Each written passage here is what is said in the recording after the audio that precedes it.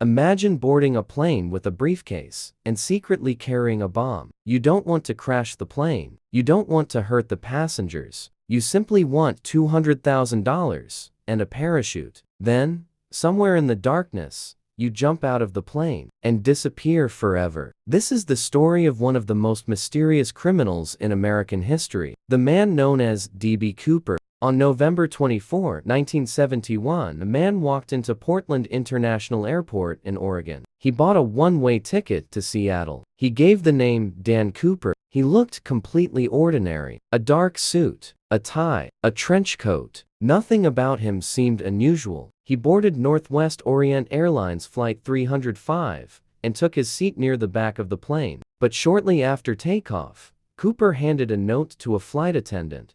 At first, she thought he was simply giving her his phone number. Then he opened his briefcase. Inside were what appeared to be sticks of dynamite, wires, and a detonator. He told her, "I have a bomb." Cooper calmly explained what he wanted: $200,000 in cash, 4 parachutes, and a fuel truck waiting when the plane landed in Seattle. The plane continued toward Seattle. The flight attendant informed the captain there were approximately $200,000 in $20 bills. Meanwhile, authorities prepared the money and parachutes. Every bill had its own serial number. The authorities hoped that if Cooper escaped, those serial numbers would eventually lead them to him. When the plane landed in Seattle, the money and parachutes were brought aboard. Cooper released the passengers, but he wasn't finished.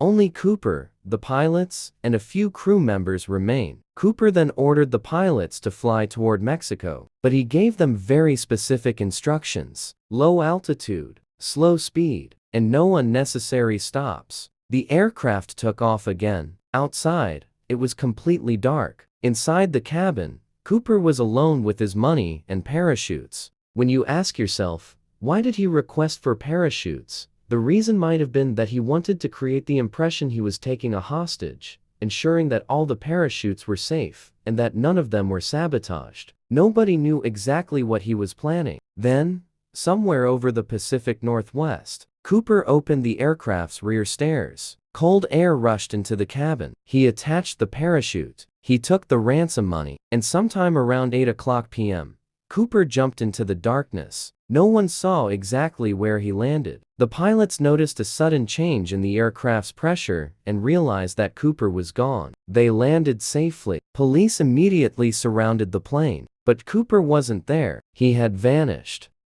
The FBI launched one of the largest manhunts in American history. Agents searched forests, rivers, mountains, and rural areas. They analyzed the flight path. They studied weather conditions. They examined the parachutes and the money. But there was one major problem. Nobody knew exactly where Cooper had landed. He could have been miles away from the predicted location. And despite the enormous search, there was no body, no parachute, no suitcase, no Cooper. Then, almost 9 years later, something extraordinary happened. In 1980, a young boy named Brian Ingram was playing near the Columbia River in Washington. He discovered something buried in the sand. It was cash, 3 bundles of $20 bills. The total? $5,800. The serial numbers matched bills from Cooper's ransom. This was the first, and still one of the most important pieces of evidence ever found. But instead of solving the mystery, it created even more questions. If Cooper survived, why did he leave part of the money behind? And where was the rest? The FBI investigated hundreds of suspects. Some claimed to be Cooper. Others were identified by investigators as possible suspects. But no one was ever conclusively proven to be the hijacker.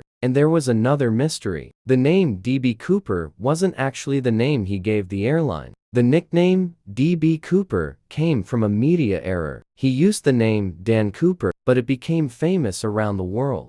In 2016, after 45 years of investigation, the FBI officially stopped actively investigating the case. But the mystery remains. Did Cooper survive the jump? Did he die somewhere in the wilderness? Did he escape with the remaining money and live under a new identity? Nobody knows. One man boarded a plane with a fake name, stole $200,000, jumped into the darkness, and disappeared. More than 50 years later, D.B. Cooper remains one of America's greatest unsolved mysteries.